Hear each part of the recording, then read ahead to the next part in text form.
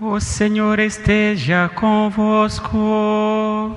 Ele está no meio de nós. Proclamação do Evangelho de Jesus Cristo segundo Lucas. Glória a vós, Senhor. Naquela hora, alguns fariseus aproximaram-se e disseram a Jesus: Tu deves ir embora daqui, porque Herodes quer te matar. Jesus disse: Ide dizer a essa raposa: Eu expulso demônios e faço curas hoje e amanhã, e no terceiro dia terminarei o meu trabalho. Entretanto, preciso caminhar hoje, amanhã e depois de amanhã, porque não convém que um profeta morra fora de Jerusalém. Jerusalém, Jerusalém, tu que matas os profetas e apedrejas os que te foram enviados. Quantas vezes eu quis reunir teus filhos, como a galinha reúne os pintinhos debaixo das asas, mas tu não quiseste. Eis que vossa casa ficará abandonada. Eu vos digo, não me vereis mais, até que chegue o tempo em que vós mesmos direis: Bendito aquele que vem em nome do Senhor. Palavra da salvação. Glória a vós, Senhor.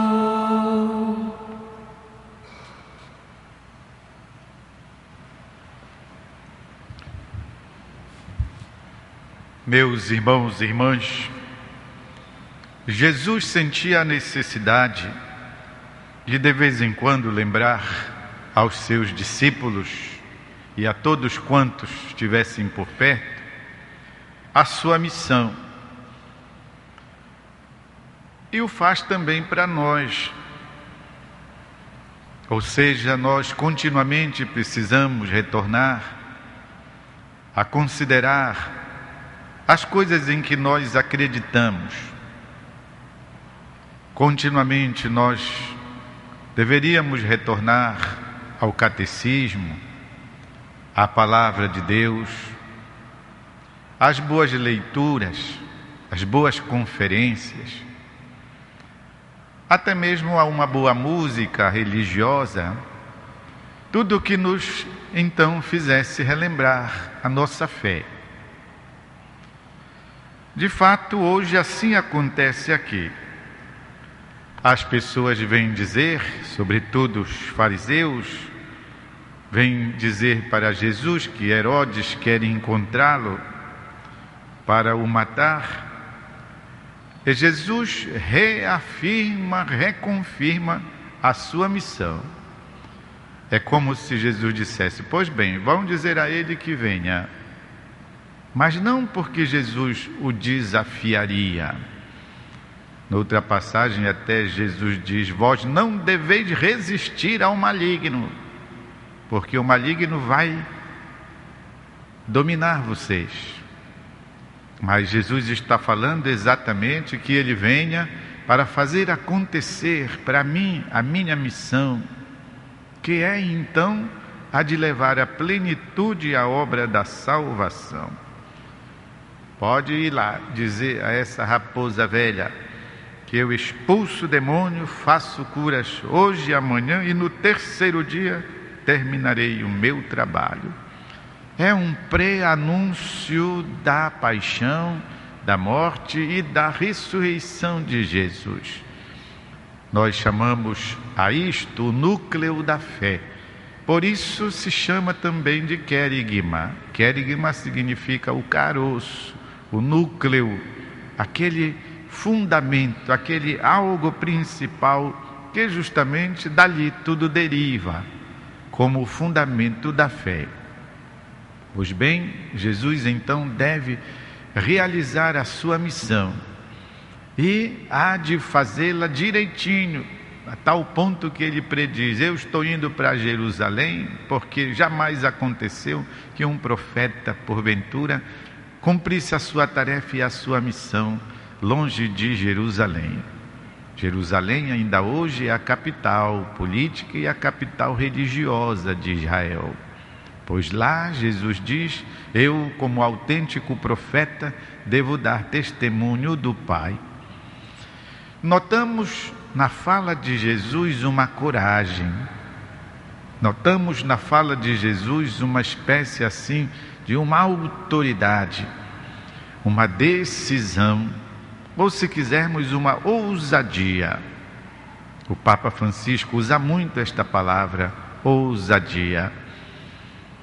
Não no sentido de insolência, como muitas vezes a gente aplica o uso da palavra ousadia, com insolência, uma pessoa que não respeita ninguém, não é nesse sentido, é a coragem.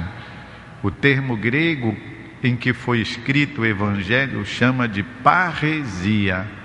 Parresia significa aquela espera ansiosa, aquela espera corajosa, aquela espera que de fato ousa ao fazer acontecer as coisas.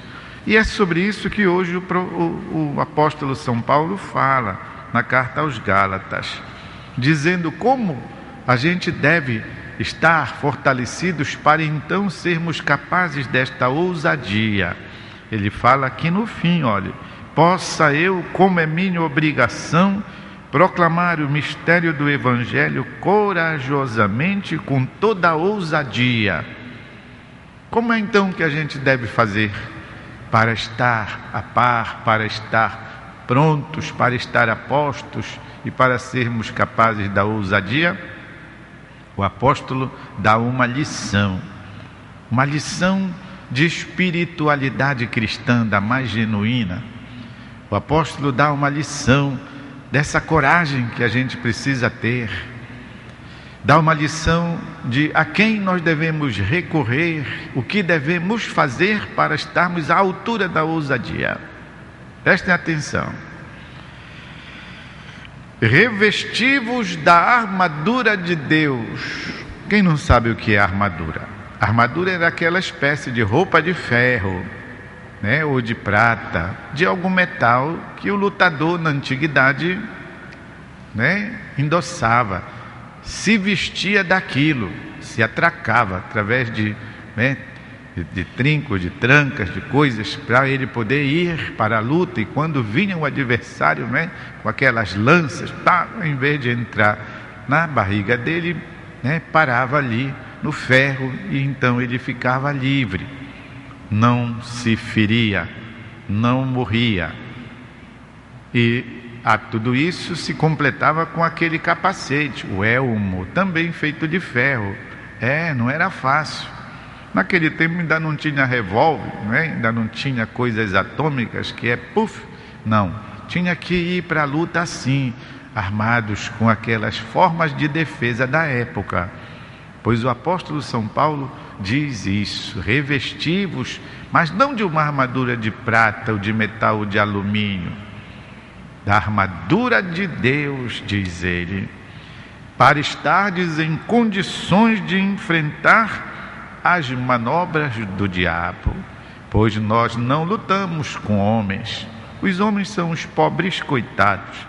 Diz: nós lutamos com as autoridades, os poderes e as dominações do mundo das trevas, os espíritos do mal que estão por aí, rodopiando, rondando. Repete: revesti-vos, portanto, da armadura de Deus, a fim de que, no dia mau, possais resistir e permanecer firmes em tudo. São conselhos de espiritualidade cristã, para que então a gente possa estar apto a vencer com coragem, com ousadia as ciladas do inimigo. E aí ele faz um convite: fiquem de pé, portanto. Não é de pé, significa prontos, aptos, dispostos, vivos. Cingi os vossos rins com a verdade, amarrem as vossas cinturas com a verdade, revesti-vos com a couraça da justiça, calçai os vossos pés com prontidão a anunciar o evangelho da paz. Tomai o escudo da fé, olhem só, o qual vos permitirá aparar. Aqui tem um erro gráfico, não é? O qual vos permitirá apagar. Não, é aparar todas as flechas ardentes do maligno. Portanto, a fé é que nos permite aparar as flechas, né? Então elas não se enfiam em nós, mas nós as aparamos. E tomai, enfim, o capacete da salvação e o gládio. Gládio significa espada, significa uma forma de arma assim, contundente, que fura, né? O gládio do Espírito, isto é, a palavra de Deus.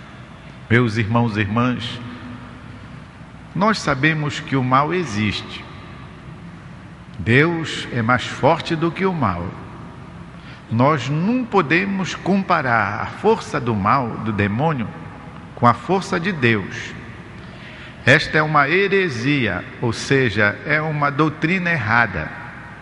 Se a gente acha que a força do mal é igual à força de Deus. E nós temos que considerar que muitas vezes nós acreditamos até pior do que isso. A gente acha que a força do mal é maior do que a força de Deus. É uma doutrina errada. Por quê? Porque elas não se equivalem. O mal, o demônio, também é uma criatura, foi uma criatura que se rebelou contra Deus. Deus fez precipitar, ou seja, jogou fora aquele que se revoltara contra ele. A história do São Miguel Arcanjo. Quem aqui já é como Deus? E empurrou, junto com os seus seguidores, aquele maligno, aquele anjo rebelde. Ele é uma criatura. Ora, se a Virgem Maria, que é a mais santa de todas as criaturas, é uma criatura, se ela que tem influência, tem cartaz, tem poder lá no céu, é uma criatura, imagina o demônio que não presta para nada, a não ser para atrapalhar a vida da gente. É uma criatura. O apóstolo São Paulo disse: ninguém poderá nos separar do amor de Deus. Deus é maior, Deus é mais forte. De Deus é já a vitória, diz São João. Desde já nós somos vitoriosos, ainda que tenhamos que combater em nossa vida, em nossa caminhada, mas Deus já é o Senhor do céu e da terra. Portanto, o convite do apóstolo está muito bem feito para nós. Irmos à luta, estarmos na luta com fé, com coragem. E o povo tem razão quando diz que mais do que Deus, ninguém, mais do que Deus, ninguém. Vamos sempre repetir para nós mesmos esta expressão, faz bem em determinados momentos da nossa vida, quando a gente acorda, depois das orações, antes de sair de casa, por volta ali do meio-dia, a gente repete, mais do que Deus, ninguém. À noite, antes de irmos dormir, para que o nosso inconsciente seja fortalecido com esta verdade, que é verdade, mais do que Deus, ninguém. Porque nós nos revestimos do escudo da fé, para pararmos todas as flechas ardentes do maligno. Olhe, meus irmãos e irmãs, nós assim fazendo podemos acompanhar, podemos levar adiante a nossa travessia da vida com coragem. Não esqueçamos, a vitória já é de Deus e nós somos também herdeiros desta vitória. Alimentemos o nosso coração e o nosso cotidiano com essa verdade da nossa fé. Vamos fazer um instante de silêncio.